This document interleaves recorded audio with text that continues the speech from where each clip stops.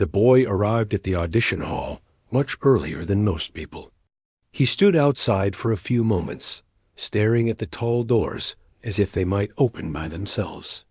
The building was large, made of polished glass that reflected the morning light. People walked in and out, busy with their own thoughts, carrying instrument cases and folders. He held nothing but a small, faded bag that looked like it had been used for many years. His clothes were simple, neatly washed but clearly worn. There was nothing in his appearance that suggested he had come to a major music audition.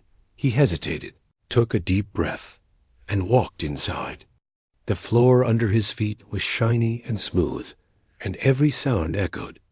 A few people looked at him but didn't say anything. They returned to their conversations, their laughter, and their anxious whispers.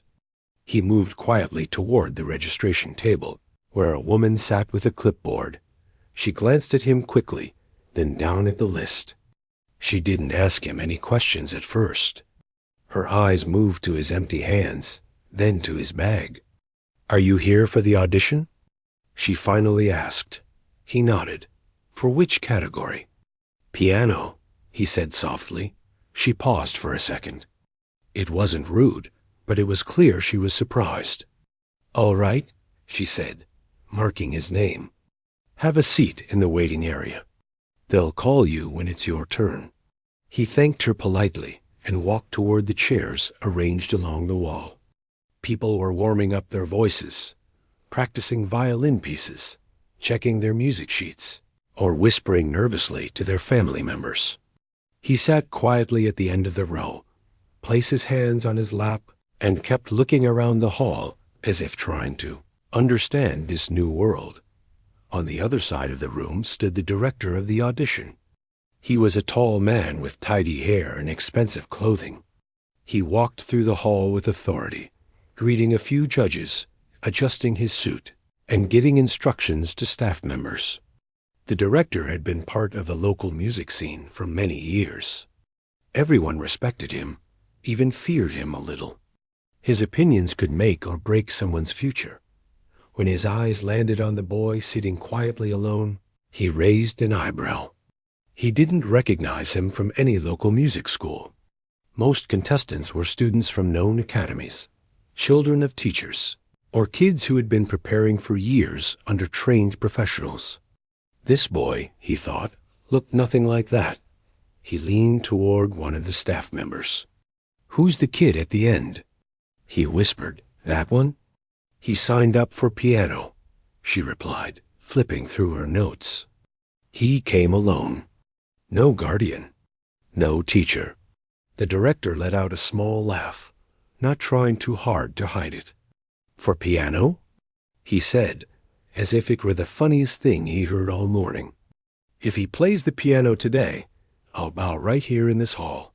The staff member forced a polite smile, unsure how to respond. She glanced at the boy again, sitting quietly, unaware of the comment. The director shrugged and walked away, still amused. He wasn't trying to be cruel, not intentionally. He simply assumed the boy had no chance. He had seen thousands of kids perform over the years, and it was rare to find real talent among those without training.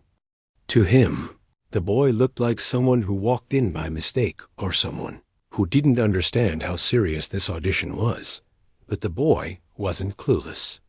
He noticed how people kept glancing at him. He sensed the quiet judgments.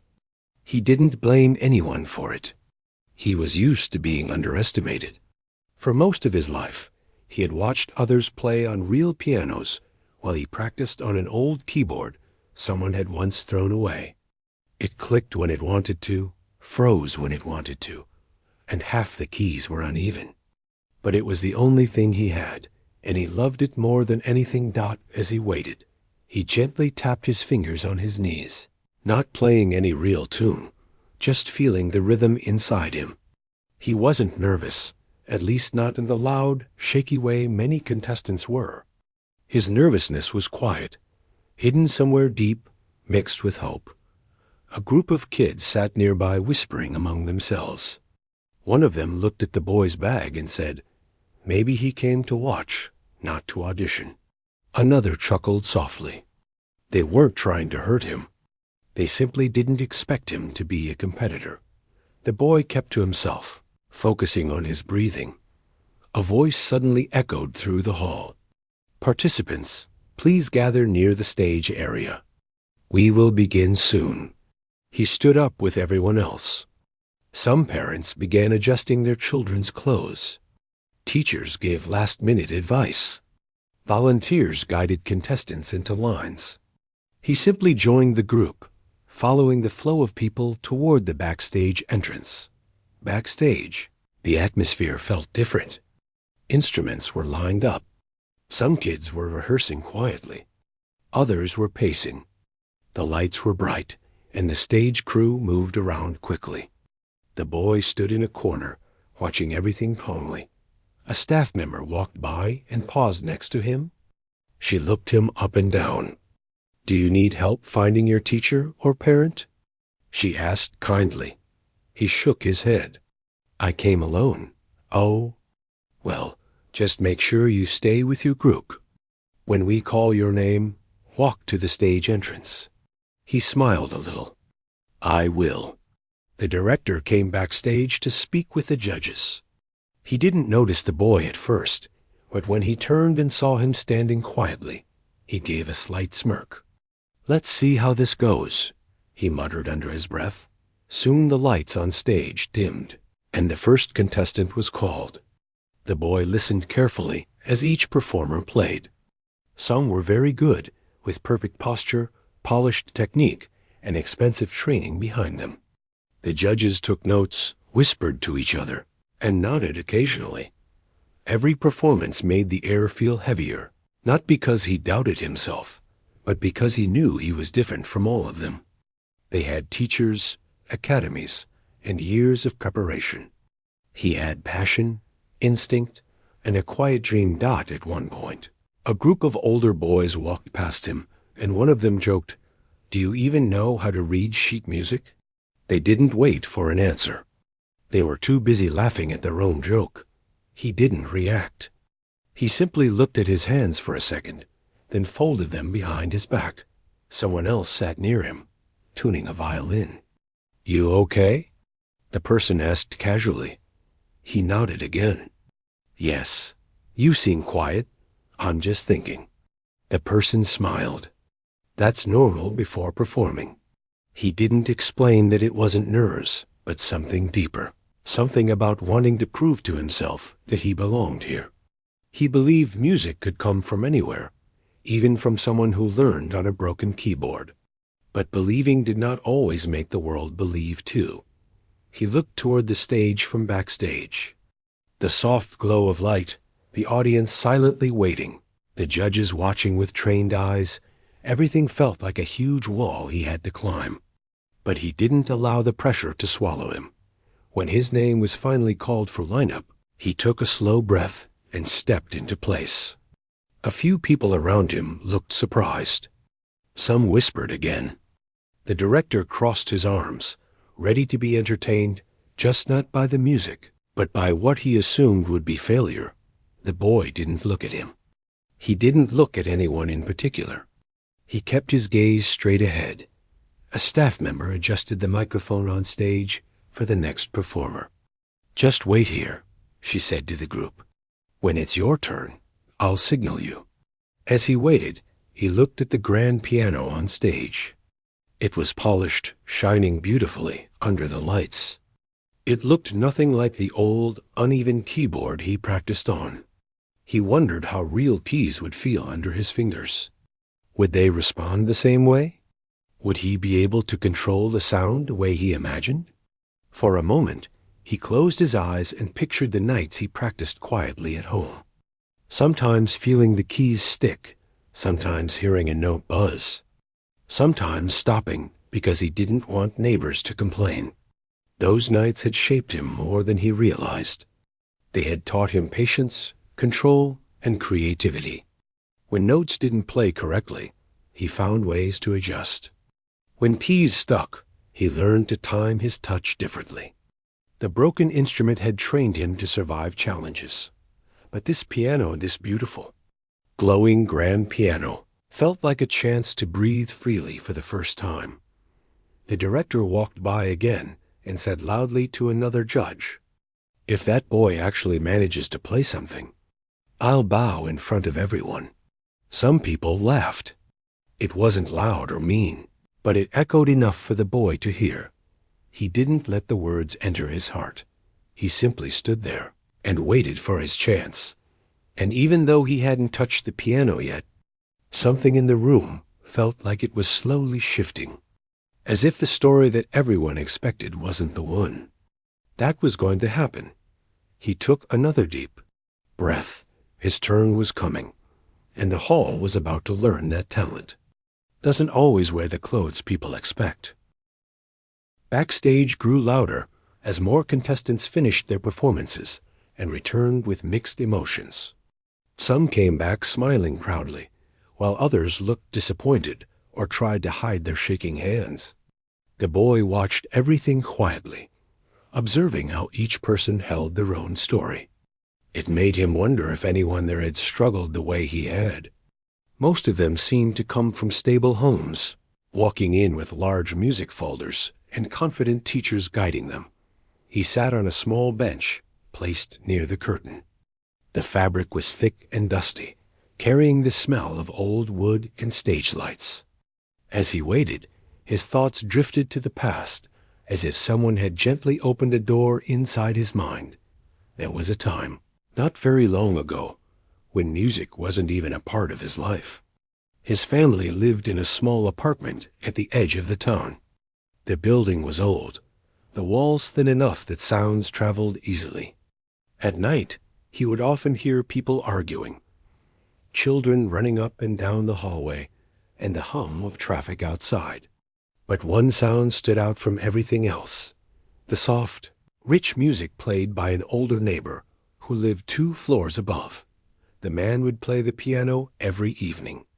Sometimes he played slow, peaceful melodies that filled the building like warm air.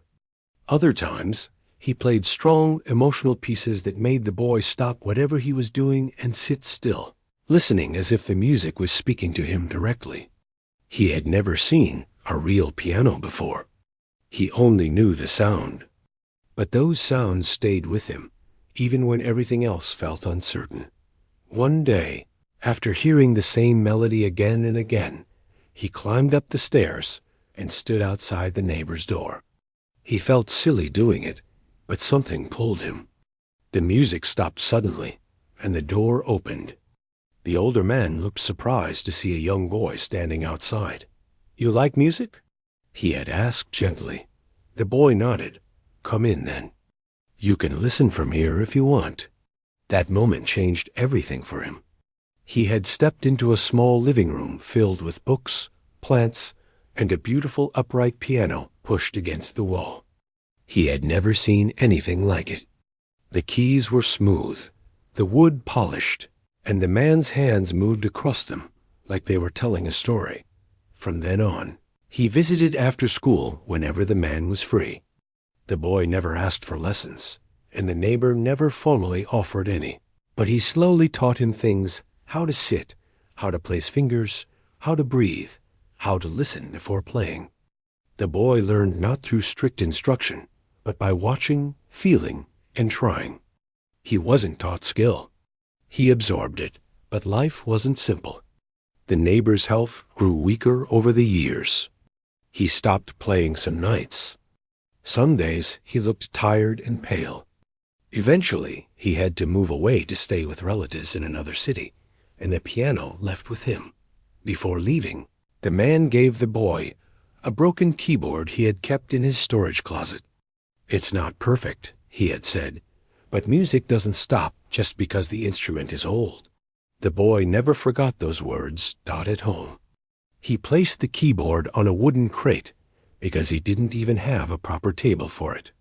Almost half the keys were uneven, and some didn't make any sound. But he played anyway. He learned how to feel the music inside him, not just on the keys. Some nights he practiced until his fingers hurt. Other nights, he played quietly, so he wouldn't disturb the neighbors. His family noticed his dedication. Money was always tight, and everyone was trying to make life work in their own way. But they never discouraged him. They didn't have the money for lessons, but they supported him in ways that mattered more. They gave him time. They gave him space. They believed in him even when the world didn't. Back in the audition hall, the boy looked at his hands, as if remembering how many nights he spent teaching himself without guidance. He didn't feel sad about it. He felt grateful that music had found him in the first place. A soft voice brought him back to the present. "Are you nervous?" a girl asked. She was holding a small flute and looked younger than him. He smiled lightly. "A little." "You look calm," she said. "Inside, it's different." She nodded. "Same." She tightened her grip on her flute. "My teacher said I have to get at least second place, or I'll have to practice all week." He didn't know what to say, so he just nodded gently. She leaned closer and whispered, "I saw the director looking at you." "Don't worry. He always acts serious." She didn't know about the director's joke, and he didn't want to tell her. A volunteer called the girl's name, and she gave him a quick smile before walking to the stage entrance. He watched her take a deep breath and step out into the bright lights. The soft sound of her flute drifted backstage, smooth and gentle. She played with skill and confidence, and the judges nodded with approval. When she finished and walked back, her hands were shaking slightly. "How was it?" he asked. "I think." "Okay," she whispered nervously. "It's hard to tell." She sat down again, staring at the floor. The boy wanted to say something comforting, but he didn't know the right words. He simply sat beside her for a moment before she was called back to join her group. As more performers played, the boy continued to wait quietly, thinking again about how different his journey had been. He had no teacher pushing him, no one forcing him to achieve anything. He wasn't here to prove something to anyone else. He was here because music had become the only place where he felt he truly belonged. He remembered the first time he realized he could play without copying someone else. It happened late one night when the building was extra quiet. He pressed one key on the keyboard, then another, then another. Soon, he found himself creating something new, something that came from inside him. It wasn't perfect, but it was his. From that night onward, he played not just to practice, but to feel alive. Now, standing backstage, he wondered what his old neighbor would think if he could see him today. The man had once told him, "You don't need the best instrument in the world. You need the right heart." Those words echoed inside him like a quiet reminder. A volunteer approached him. "You're in the next group," she said. He stood up. His legs felt slightly heavy, but not from fear. It was more the weight of everything that had brought him to this moment. He joined the other contestants as they lined up near the stage entrance. Some were stretching their fingers, some were wiping sweat from their palms, and some whispered last-minute advice to themselves. He simply breathed slowly, letting the rhythm settle inside him. From where he stood, he could see the grand piano clearly now. Its polished surface seemed almost unreal. Lights reflected off it, making it glow softly. It looked like a world away from the broken keyboard that had trained him. "Next performer, please step forward," the announcer said from the stage. A girl with long braided hair walked ahead and took her position. The boy waited, listening to her performance. She played with strong precision, hitting every note cleanly. The audience clapped politely. Then it was the turn of another older boy who performed a classical piece with perfect technique. The judges wrote notes at a steady pace. Everything felt structured, proper, practiced. When that boy finished, he walked backstage confidently, barely glancing at anyone else. The director walked past once more, scanning the lineup casually.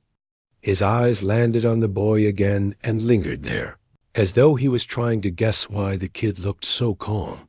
The director smirked again. "This should be interesting," he said, mostly to the judges beside him. Some backstage crew members looked unsure, not because they doubted the boy personally, but because they didn't want to see someone embarrassed. But the boy wasn't thinking about any of them. His mind had gone somewhere deeper back to the nights he spent practicing alone, back to the older neighbor who first opened the door to music, back to the feeling of playing in a quiet room where no one judged him, where only the sound mattered. Next performer, the announcer called Dot. It was him. A cold rush went through his body, but it wasn't fear, it was anticipation. He took one slow breath, then another Dot as he stepped forward. The lights grew brighter, the air warmer, and the sound of the audience faded into a distant hum. He wasn't thinking about the director's joke or the whispers backstage. He wasn't thinking about what people expected or didn't expect. He was walking toward the piano Dot, and for the first time that day, he felt completely ready. When his name echoed through the hall, the boy felt the air change around him. It was as if the room itself took a breath. He stepped forward slowly, not rushing, not dragging his feet, just moving with a quiet sense of purpose. As he walked, some backstage crew members glanced at him and then glanced at each other. They didn't know what to expect. The stage lights were brighter than he imagined. They washed over him, making the audience look like a blur of shapes and shadows. He could barely make out faces, only outlines. The judges sat behind a long table, pens in hand, eyes sharp and observant. The director sat beside them, leaning back with his arms crossed, wearing that same amused expression, like he was waiting for a joke to unfold. The boy didn't look at any of them. His eyes went straight to the grand piano at the center of the stage. It stood in perfect silence, polished and beautiful under the lights. The lid was open, the keys glowing softly. For a moment, he simply looked at it, almost the way someone might look at an old friend they hadn't seen in years.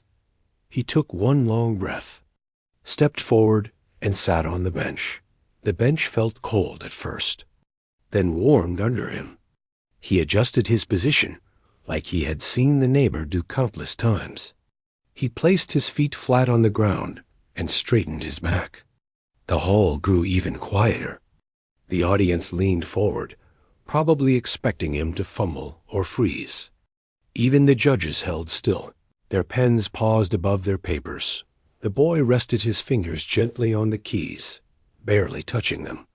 The first contact surprised him. Real piano keys felt different, smooth, heavier, more alive. It wasn't like the broken keyboard he used at home. This instrument responded to emotion, not just pressure. He could feel that difference immediately. He closed his eyes for a moment, letting the rhythm of his heartbeat settle. He wasn't thinking about the audience. He wasn't thinking about the director's joke. He wasn't thinking about the whispers backstage or the polished performances before him. He thought only about music. Then he began to play. The first notes came out soft and warm, floating into the air as if they had been waiting for him. The hall, which had been filled with quiet chatter, fell into complete silence. The sound of the piano carried through the room with surprising clarity. It wasn't stiff or practiced. It wasn't perfect in the technical sense, but it felt alive. He played gently at first, exploring the keys like he was reminding himself that they were real. Then the melody grew stronger. His hands moved with ease, shifting from one pattern to another. Every note seemed to tell a story, his story. Not the one about struggle, but the one about love, passion, and quiet determination. People who had been sitting casually now leaned forward.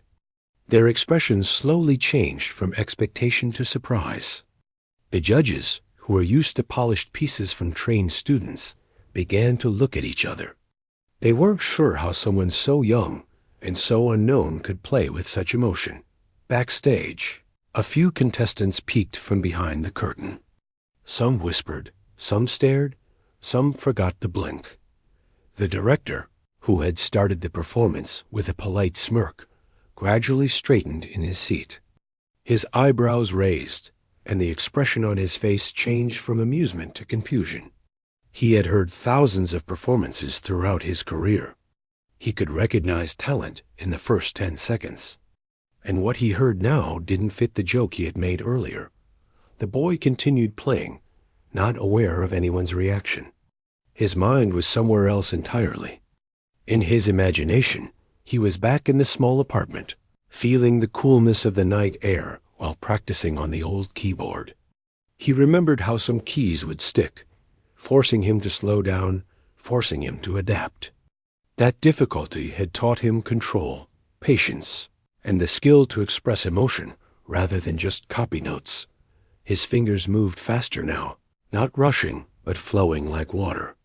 The melody grew more powerful, then softened again, then lifted gently as if rising from the floor to the ceiling. Every shift came naturally. Every note carried something personal. The audience felt it too. Someone in the second row blinked rapidly, surprised by how emotional the music felt. Another person sat back, closing their eyes as if the music touched a memory. The hall wasn't just listening. It was feeling. When the boy reached one of the more delicate parts, his fingers slowed, and the notes came out whisper-soft. Even the ventilation sound in the hall seemed to pause. People didn't want to move. They didn't want to interrupt the moment. A backstage volunteer mouthed the words, "Is this real?" The girl with the flute, who had spoken to him earlier, stood near the curtain with wide eyes. She looked as if she didn't understand what she was hearing. She had assumed, like everyone else, that the boy was quiet because he was unsure. But now she saw something entirely different. The director leaned forward, so much that one of the judges glanced at him in surprise. He didn't notice. His attention was locked on the stage. When he had laughed earlier, he believed he was making a harmless joke. But now, that joke felt heavier. It felt wrong. He wasn't upset, but he was stunned. Something inside him shifted. The boy moved into the final part of his piece. This wasn't a famous composition. It wasn't something he had learned from a teacher or sheet music. It was something he had built over many nights, combining things he had heard, things he had felt, and things he had imagined. It was a piece that belonged to him alone. His fingers danced lightly now, joy and sadness woven together in each note. It was the sound of someone who had learned to create beauty, even in difficult circumstances. His hands shook slightly from emotion, not fear, but the melody stayed steady. As he approached the last few chords, he slowed down even more. The sound softened like a quiet goodbye. Then he played the final note, a single, gentle tone that hung in the air longer than anyone expected, and the hall stayed silent. Deep. Complete silence, not because people were unimpressed, but because they were stunned. It took a full 3 seconds before anyone remembered how to breathe. Then the applause began, not polite applause, but full, heartfelt clapping that grew louder with each moment. The audience rose to their feet. Some clapped with both hands. Some cheered softly. Some just stared at the boy with disbelief. The judges put their pens down. They didn't need to write anything. They all knew they had witnessed something rare. The director didn't move for a moment. His eyes stayed fixed on the boy. For the first time that day, he looked humbled, maybe even emotional. Slowly, he stood up. He didn't clap right away. He just looked at the boy like he was seeing music itself. The boy lifted his hands off the keys slowly, almost unsure if the performance was truly over. He looked around, blinking under the bright lights. The applause washed over him like a wave he didn't know how to handle. He didn't smile widely or raise his arms. He simply gave a small, grateful nod. Backstage, contestants who had whispered earlier now felt embarrassed. Not angry, just genuinely surprised. They didn't expect him to be more than a quiet kid with an old bag. The girl with the flute had tears in her eyes. Not because she was sad, but because she had felt the music deeply. A judge leaned toward the others and whispered, "Where has he been all this time?" No one had an answer, Dot. As the boy stood up from the bench, he touched the piano gently, as if thanking it. Then he walked backward, unsure of how to react to the applause. His steps were small, almost shy.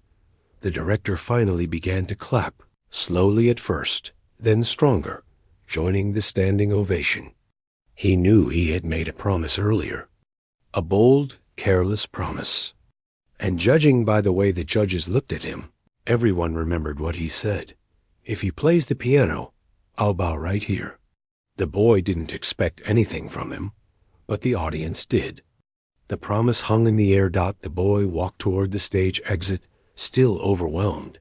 Before he could leave fully, the director stood up and stepped forward. The hall waited. Something important was about to happen.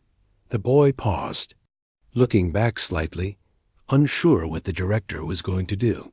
But whatever it was, the outcome of his performance had already changed the room. Everyone saw him differently now, and the director, he wasn't laughing anymore. The next few weeks moved in a strange way for the girl. Every day felt heavier, but also more hopeful at the same time. She still worked to earn a little money for food, still slept in the shelter when she could get a place, and still walked around with her old bag, carrying the tiny keyboard someone had gifted her long ago. But now she carried something else too. The memory of that moment when her music surprised everyone. That memory kept her going. The old piano teacher who had stood up for her that day didn't forget her. He would sometimes appear near the park where she practiced. He never made it feel like a lesson. He would just sit a little distance away, listening carefully. When she finished, he would give her a small tip or offer a few gentle words. It was never anything harsh. He spoke softly, as if he respected the weight she carried on her shoulders. One cold morning, she was warming her fingers with her breath, trying to get ready to practice, when she heard someone walking up behind her. She turned and saw the same teacher. He had a thick coat on, and his scarf was pressed tightly around his neck. He waved at her with a smile that made her feel like someone actually cared. He told her he had been thinking a lot about her performance at the cafe. He said it wasn't just good, it was rare. She felt shy hearing that. Compliments were still something she didn't know how to hold. She simply looked down and nodded. He asked if she wanted help improving certain techniques. She agreed, but she asked him only one thing in return. "Please don't waste too much time on me." He shook his head and said, "Time spent helping talent is never wasted." They practiced right there in the cold. He corrected her posture. He showed her how to control breathing. He explained how to build emotion in the softer notes. People walking by would stop sometimes, not because they expected anything, but because there was something honest happening between the two of them. A girl fighting for a future, and an old man helping her hold on to it. Soon enough, the teacher started bringing her small sheets of handwritten notes. He couldn't afford much, but he would write down exercises and tiny bits of advice on old paper he found at home. She kept every piece like treasure. She never had someone willing to guide her like that, and she promised herself she would not waste the chance. One afternoon, while they were practicing, a strong wind blew through the park. It knocked over her small keyboard stand, scattering her music pages across the ground. She scrambled to grab them, scared she might lose them forever. The teacher helped her pick them up, and while doing so, a stranger approached them. The man looked like someone who had lived a comfortable life. His clothes were neat, his posture straight, and his voice calm. He said he had been watching her from across the park. She froze, unsure what he wanted. The teacher stepped forward a little, as if he was ready to protect her if needed. The stranger said he wasn't there to bother her. He introduced himself as someone who worked with local events and small talent showcases. He said he had been searching for new performers, something fresh, something real. He told her he had seen her play the day before when she didn't even notice anyone watching. He said people stopped walking and listened without being asked. That was talent you couldn't manufacture. The girl almost didn't believe him. She had seen many people act friendly and then disappear. She didn't know if this man was different. She nodded, but she didn't say much. The teacher asked him politely what he was offering. The man explained that he wanted her to play in a small upcoming event, not a big stage, not a huge show, just a simple gathering where people shared their creativity. The girl's heart raced. But she asked one question that made both men quiet for a moment. Why me? The man didn't answer right away. Then he said, because when someone plays with honesty, people feel it. And I felt it. She didn't agree to the invitation right away. She needed time. She was scared of being judged again. She remembered the laughter from the cafe before she started playing. She remembered the looks people gave her when they saw her clothes or her messy hair. She wasn't sure she could face that again. After the man left, the teacher told her something that stayed with her. Sometimes life opens a small window. If you don't step through it, the window closes before you even know it was there. The girl didn't sleep much that night. She lay awake in the shelter, thinking about the opportunity. She imagined herself walking on the stage. She imagined people staring. She imagined failing. She imagined impressing them. Everything played in her mind like a movie she couldn't turn off. The next morning, she sat in the park again, staring at her keyboard but not touching it.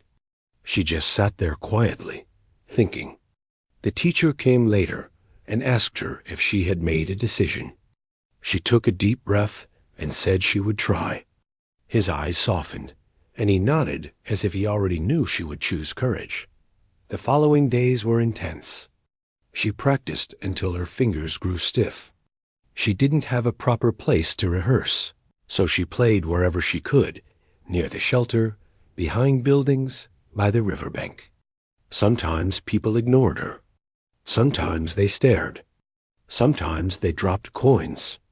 But she didn't play for any of that. She was preparing for something she never imagined she would be part of. The teacher coached her through everything. He helped her choose the right piece to play. He helped her shape the emotions in every part of it. He didn't force perfection. Instead, he told her something wiser. People won't remember perfect notes. They will remember the feeling you leave in their hearts. On the final day before the event, she played for him one last time. She was nervous, and her hands were shaking, but she pushed through and finished the piece. He looked at her with pride and said, "You're ready." Hearing those words almost made her break down. She had never heard anyone say she was ready for anything. She thanked him softly, her voice barely more than a breath. The evening of the event arrived, and she walked toward the small hall with her old keyboard strapped to her side. She felt tiny in the middle of the crowd outside the building. People around her were dressed nicely. Some arrived with families. Some talked excitedly about their performances. She walked through them quietly, hoping nobody would stare too much. The man who invited her spotted her and walked over with a gentle smile. He guided her inside and showed her where she would play. It was a simple space with warm lights and chairs arranged neatly. Nothing fancy, but it felt special. While waiting backstage, she could hear the murmur of the crowd. She could hear other performers getting applause. Her heart pounded so hard, she placed her hand on her chest to calm it. She whispered to herself that she wasn't doing this to prove anything. She was doing it to open that small window the teacher talked about. When her turn came, she stepped out slowly. People looked at her, and she felt their eyes scanning her clothes, her hair, her worn-out shoes. For a moment, Fear almost pulled her back. But then she remembered the teacher's voice. Let them feel you. She sat at the piano and placed her hands on the keys. Her breathing was shaky, but she closed her eyes and let the first note guide her. It came out soft, trembling like a shy voice. Then another note followed, and another, until the hall grew quiet. People stopped whispering. Chairs stopped moving. Every sound disappeared except the music flowing through her. She wasn't playing to impress them. She was playing for the little version of herself who never got a chance to dream. She was playing for all the days she had spent alone. She was playing for the teacher who believed in her. And most of all, she was playing because music was the only thing that ever felt like home. The final note lingered in the air. When she lifted her hands, the hall stayed silent for a breath, a long, powerful breath before the applause erupted. The girl realized something she had never felt before. She wasn't invisible. Not anymore. The applause washed over her in a way she never expected. It wasn't loud because people felt forced to clap. It wasn't the polite kind of clapping people give just to be nice. It was real. It was warm. It felt like something she had been waiting to feel for years, without even knowing it. She sat there for a few seconds, unsure what to do. Her hands were still on her lap, trembling. Her chest felt tight, not from fear now, but from relief. People kept clapping, and she looked up to see faces she had never seen before smiling at her with a kind of respect. She didn't know how to receive that. She stood slowly and bowed a little the way she had seen other performers do. When she stepped away from the piano, the man who had invited her backstage met her with a bright expression. He whispered, "You did more than great." She nodded, unable to speak because her throat felt tight with emotion. As she walked backstage, her hands still shaking, she spotted the old teacher standing near the side wall. He had come without telling her.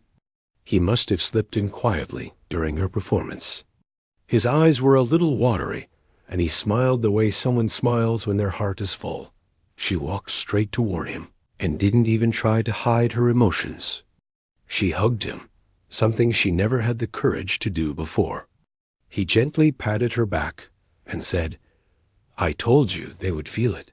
She didn't know what to say, so she just held on to his sleeve for a moment before letting go. He looked at her with pride that made her feel taller than she really was. The rest of the event blurred past her. People came up to her with kind words. Some said they had never heard something so emotional. Some asked where she had trained. Some asked if she performed anywhere else. She didn't know how to respond to all of that. She wasn't used to people expecting answers from her. After things slowed down and the hall began to empty, the man who had invited her came back with a small envelope. For a second, she thought it was a mistake. She hesitated to take it, but he placed it gently in her hand and said, "For your time. You earned it." Inside the envelope was a small payment. Not a huge amount, but more than she had ever received at once. She stared at it, not sure what to feel. She had played for coins on sidewalks. She had played for food at cafes. But this was different. Someone had paid her because they believed her music had value. She thanked him quietly. He told her that if she ever wanted to perform again, she just had to call the number written on the card. He slipped inside with the money. She nodded, still overwhelmed. Once she stepped outside the hall, the cold air hit her face gently. She stood there for a moment, breathing deeply, letting everything sink in. She didn't rush to leave. For once, she wanted to stand still and simply exist in a moment that wasn't heavy or painful. The teacher followed her outside. They walked together in silence for a bit until he said, "What you did tonight, that will stay with people." She looked at him, surprised to hear such a thing. He nodded. "I've heard many students, many performers. but very few can make people stop breathing for a moment. You did that?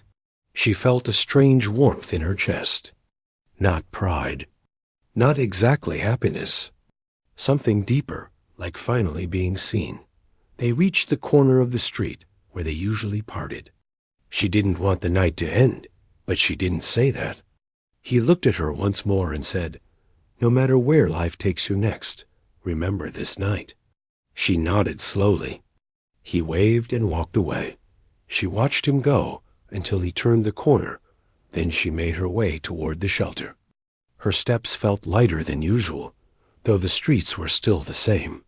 When she reached the shelter, the woman at the front desk looked surprised to see her smiling.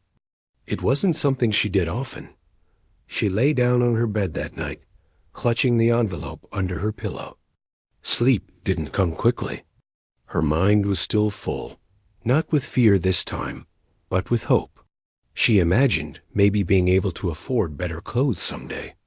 Maybe being able to rent a small room. Maybe even being able to buy a used real keyboard that worked better than the old one she carried around. But more than anything, she imagined a future where she wasn't just surviving day to day. A future where she could actually call herself a musician without feeling like a liar the next morning. She woke with a kind of energy she hadn't felt in a long time. She went to the park early, before most people were out.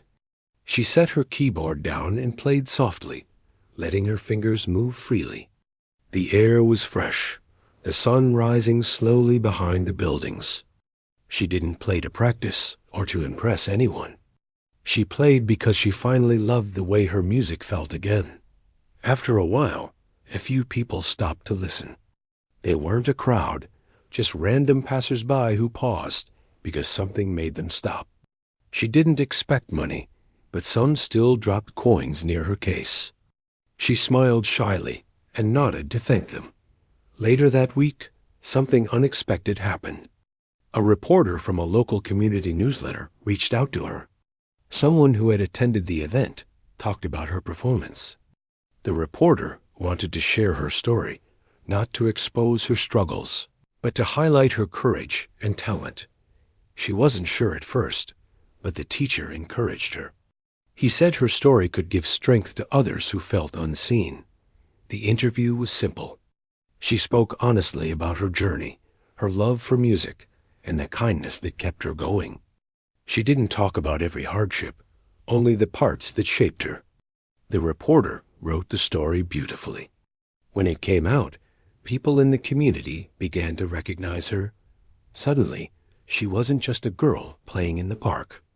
People asked her name with respect. Some invited her to local events. A small restaurant asked if she would play during weekend evenings in exchange for payment and free meals. For the first time in years, she didn't worry about going hungry. Slowly, her life began to change.